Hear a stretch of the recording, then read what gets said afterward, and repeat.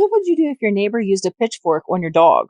A woman called the Washington County Sheriff's Office on February 16th to say that she saw her neighbor, Elaine Maltese, beat her dog with a metal object, and then she watched Elaine take the dog inside of Elaine's home. The woman said that she went outside whenever she heard yelling, and she looked down and saw her dog, her 16-year-old Pomeranian dog, in the middle of the road, and she saw Elaine running at this dog holding a metal bar-like object in her hand. And then Elaine started cussing at the dog, threatening to unalive the homeowners and the dog. And then Elaine grabbed the dog and started beating it before she took the dog into her own house. After the dog was taken into Elaine's house, Elaine's husband, Robert, took the dog back outside, stuffed it into a trash can, and then stabbed it with a pitchfork.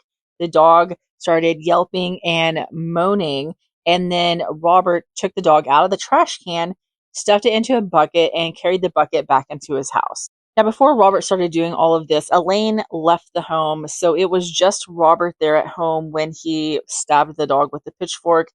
This sounds like something straight out of a Neighbors from Hell movie or a horror film. It's almost too hard to believe. Police actually went to the Maltese home and spoke to Robert, and Robert's like, I don't have any idea what's going on. I just woke up. I did hear some yelling between Elaine and the neighbor, but like I've never hit any animal with anything. Elaine never hit an animal with anything. And I don't know what you're talking about. The police were like, hey man, I get it, but can we just come in your house and look around and make sure that everything is the way it's supposed to be? Robert's like, no, you're not coming in my house.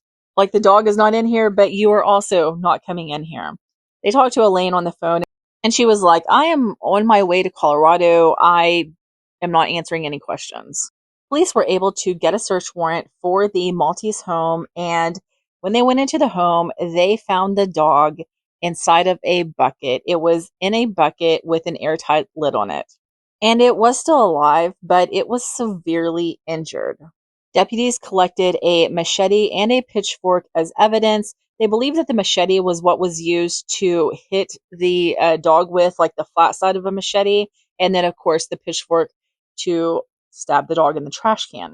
The dog was taken to the vet by its owners, where it was euthanized because of the severity of its injuries. This dog had a fractured skull, fractured ribs, fractured front leg, lacerations to the bone of the leg, among other injuries.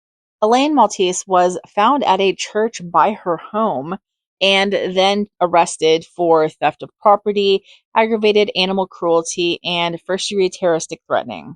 Robert Maltese was also arrested and charged with theft of property, aggravated animal cruelty, hindering apprehension or prosecution, and tampering with physical evidence. They are both being held in the Washington County Detention Center on a $5,000 bond each.